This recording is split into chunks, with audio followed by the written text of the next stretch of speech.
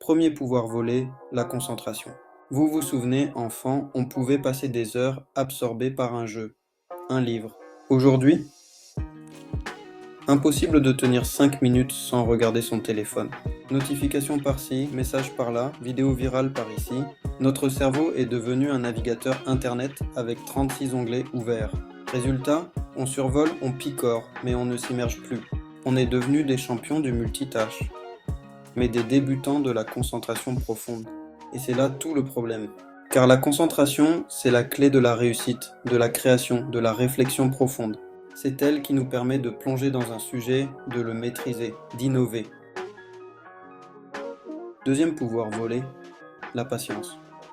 Ah, la patience. Cette qualité d'un autre temps, de l'époque où on attendait sagement son émission préférée à la télé, où on économisait pendant des mois pour s'offrir le jouet tant désiré. Aujourd'hui, clic, c'est livré. Zap, on change de programme. Tout est instantané, immédiat, à portée de clic.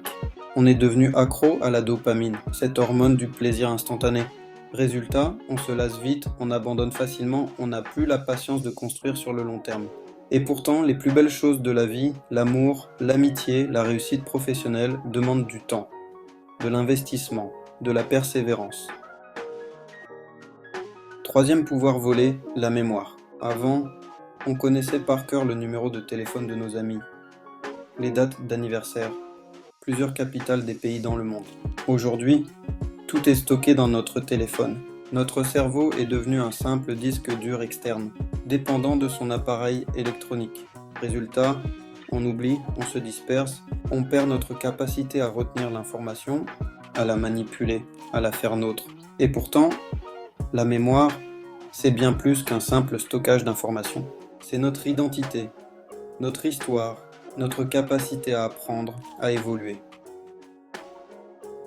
Quatrième pouvoir volé, la créativité. Avant, on s'ennuyait ferme et c'était génial. On inventait des jeux, on imaginait des histoires, on créait notre propre univers avec 3 bouts de ficelle. Aujourd'hui, on est bombardé de contenus préfabriqués, de divertissements formatés, de vidéos virales qui se ressemblent toutes. Résultat, notre cerveau s'habitue à la consommation passive, à la réception d'informations prédigérées. On perd notre capacité à imaginer, à inventer, à sortir des sentiers battus. Et pourtant, la créativité, c'est ce qui nous rend uniques. C'est ce qui fait avancer le monde. C'est ce qui nous permet de trouver des solutions innovantes aux problèmes complexes. Cinquième pouvoir volé, la communication. Avant, on se parlait face à face, les yeux dans les yeux. On apprenait à décrypter les expressions faciales, le langage corporel, les silences. Aujourd'hui, on se cache derrière nos écrans. On communique par emoji interposés, on maîtrise l'art de la punchline sur Twitter, mais on bafouille dès qu'il s'agit d'engager une vraie conversation. Résultat, on perd notre capacité à créer des liens authentiques, à comprendre les émotions des autres, à exprimer nos propres sentiments avec clarté et sincérité.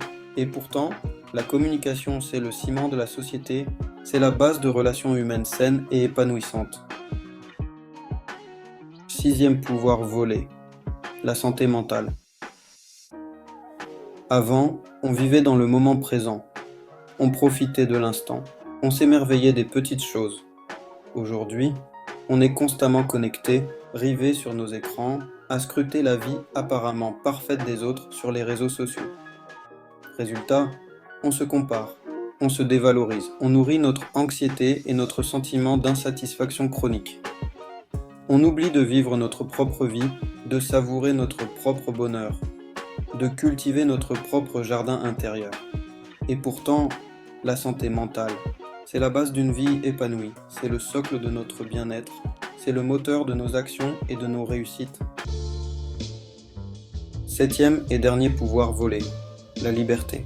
Avant, on vivait dans un monde analogique, où nos faits et gestes n'étaient pas constamment traqués, analysés, utilisés à des fins commerciales. Aujourd'hui, on est fiché, tracé, profilé. Nos données personnelles sont la nouvelle monnaie d'échange. Et notre vie privée est devenue un luxe que seuls quelques-uns peuvent encore s'offrir. Résultat, on se censure, on s'auto-surveille, on devient les prisonniers consentants d'un système qui nous promet le confort et la sécurité en échange de notre liberté individuelle.